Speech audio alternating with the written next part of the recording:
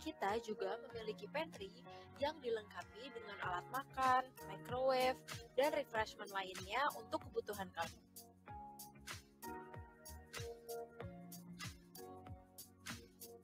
Di sini juga tersedia printer dan scanner yang bisa digunakan sesuai dengan keperluan kamu.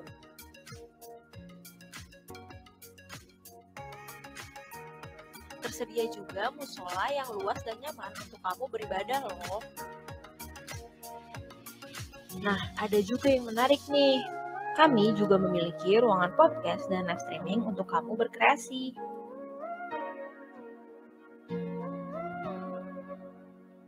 Kami juga memiliki fasilitas smoking area yang nyaman untuk kamu gunakan. Kalau kalian butuh ruangan yang lebih private, Mula Kota Tua juga punya ruangan-ruangan kecil yang berkapasitas 2-6 orang. Selain itu, Mula Kota Tua juga menyediakan event space yaitu ballroom dan auditorium loh. Ruangan tersebut berkapasitas 30-120 orang.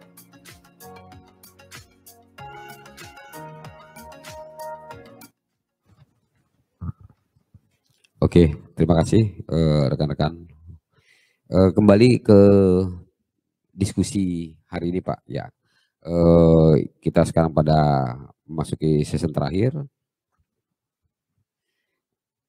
di acara diskusi hari ini tentang JIPES 21 sebagai momentum kebangkitan wisata Kota Tua. Nah, ini pertanyaan season terakhir ya, Pak Dadang dulu nih sebagai deputi. Ini kan pandemik sudah melandai Jakarta Pak ya, sudah level 1. Nah, apakah dunia pariwisata Indonesia siap bangkit Pak? Khususnya Jakarta Pak. Menurut Pak Ajida gimana? Apakah sudah siap bangkit Pak? Ya, tentu saja kita harus menganalisa lebih dalam ya. Pertama, kita tentu saja lihat kekuatannya. Bahwa semua potensi yang dimiliki itu mendukung untuk bangkitnya kembali pariwisata, khususnya di DKI, umumnya di Indonesia. Keanekaragaman budaya itu luar biasa. Budaya itu sudah paling tinggi ya, dibanding dengan, kan begini ceritanya kan, data diolah jadi informasi. Ada yang bisnis data loh. Tapi ketika diolah menjadi informasi, jadi ada bisnis informasi. Ya, jadi IT kan. Informasi diolah menjadi knowledge. Ada yang business knowledge loh.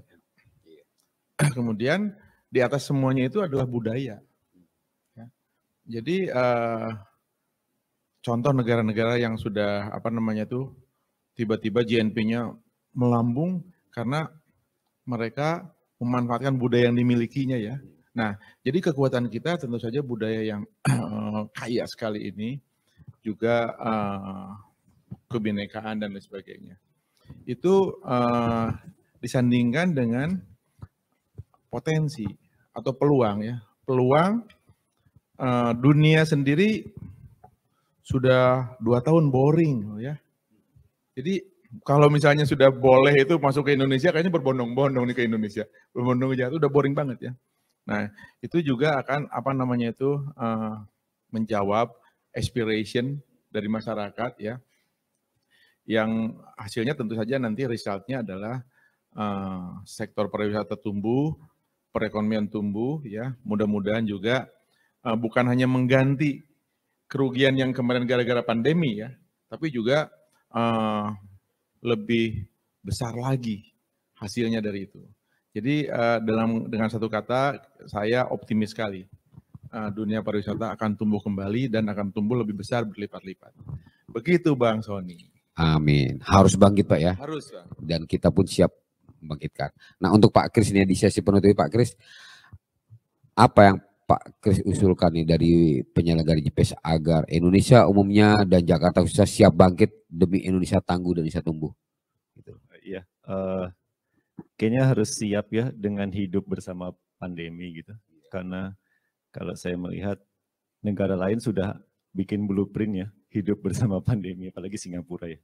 Singapura, Hong Kong gitu, Australia sudah bikin cetak birunya bahwa mereka melihat virus ini nggak akan sepenuhnya hilang. Kalaupun diramalkan hilang, orang nggak tahu kapan hilangnya gitu. Jadi daripada nunggu virusnya hilang, ya udah kita hidup bersama pandemi. Singapura sudah meluncurkan vaccinated travel lane, VTL, buat turis Indonesia. Sekarang ke Singapura nggak perlu karantina.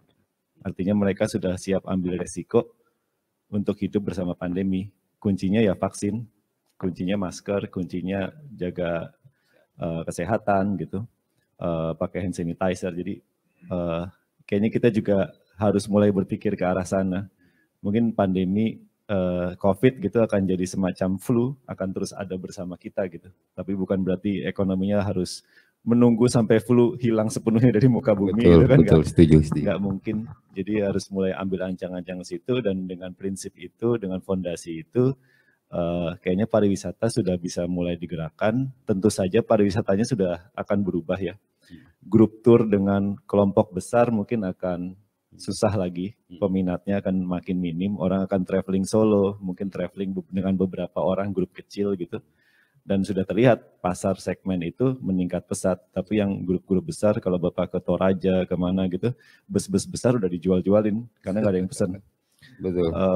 Jadi traveling dalam grup kecil itu akan jadi tren, wellness akan jadi tren, orang sekarang traveling sebuah kemewahan, bukan lagi hobi gitu, karena nggak setiap. Dulu orang traveling mungkin sebulan sekali gitu. Sekarang karena traveling makin mahal, visa makin susah, syaratnya ini itu gitu. Mungkin traveling akan jarang, tapi ingin dapat maksimal gitu. Dari pengalaman travelingnya, wellness karena itu akan ikut tumbuh gitu. Jadi kayaknya habit orang, cara orang berpergian, apa yang dinikmati, bagaimana menikmatinya akan berubah. Tapi kalau saya boleh mengusulkan, ya kita harus bikin agenda gitu, cetak birunya hidup bersama pandemi seperti apa gitu. Itu sih. Karena jadi ada yang pandemi mengubah perilaku orang semua jadi ya. Gitu. Siap-siap. Nah, untuk Pak Firman di sesi terakhir. Pak Firman nih apa yang ingin Pak Firman sampaikan nih tentang untuk kebangkitan wisata Kota Tua dengan adanya event JIPES ini. Nah, apakah memang Pak Firman setuju bahwa momentum kebangkitan Kota Tua ini dari penyelenggaraan JIPES? Ya, setuju ya. Dalam konteks ini momentum awal ya. Jadi saya lihat setelah kita sekian lama di masa krisis ya, krisis pandemi, itu kan event praktis tidak ada. Yang ada paling acara digital virtual ya. Dari museum-museum terutama ya. Jadi pintu gerbang digital mereka sudah terbuka malah. Jadi ini salah satu hikmah juga ya dari pandemi. Jadi di samping ada secara on-site juga ada secara digital. Tapi namanya pariwisata tetap harus datang hadir kan, harus. Nah, cuman itu yang saya lihat. Jadi menjadi pendorong lah ya. Kita harapkan nanti setelah JIPES selesai gitu ya, ada kegiatan-kegiatan berikutnya yang tidak kalah kreatifnya ya, apalagi tadi ini event mancanegara internasional gitu dan bawa nama Jakarta gitu ya. Diadakan di Kota Tua, pas banget gitu ya. Jadi harapan saya itu. Jadi saya setuju, cuman ini kan baru momentum awal ya. Suatu kawasan wisata suatu destinasi wisata tentu perlu program yang berkelanjutan. Betul.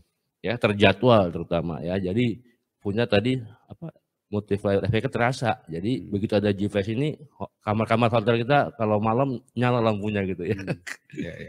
Terus tingkat volume penjualan gitu ya meningkat. Nah, ini sebenarnya yang diharapkan.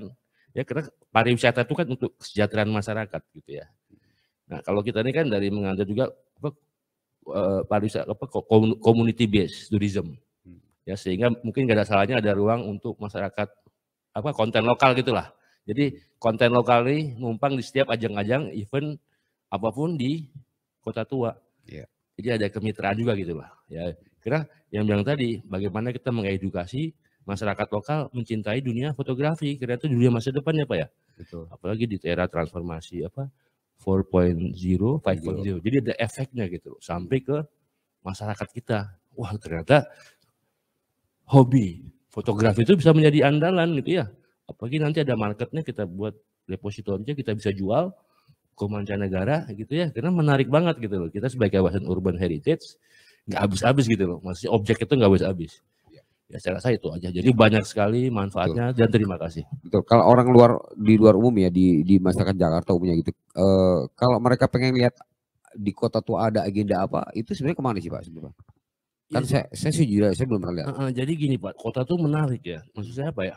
Dari sisi tematiknya juga kaya sekali. Misalnya kita ngomong aja Sunda Kelapa, itu kan kawasan tertua ya dari peninggalan Tarumanegara saya bilang tadi. Wah di sana ada mulai dari peninggalan Tarumanegara ini ada pelabuhan, gitu ya. Terus yang pelabuhannya ini masih berfungsi sampai sekarang, itu kan luar biasa gitu ya.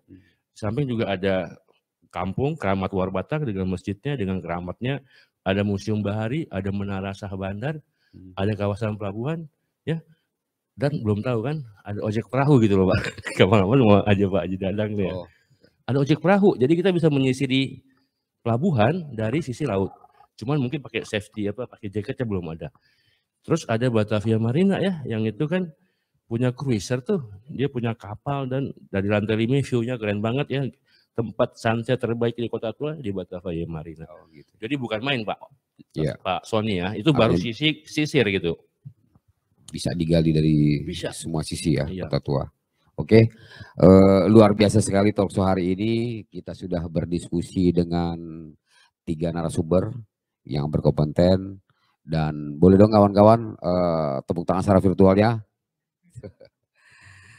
Dan tak lupa kami ucapkan terima kasih kepada Bapak Dr. Haji Dadang, Bapak Christian, dan Pak Firman sudah berbagi informasi kepada kita semua.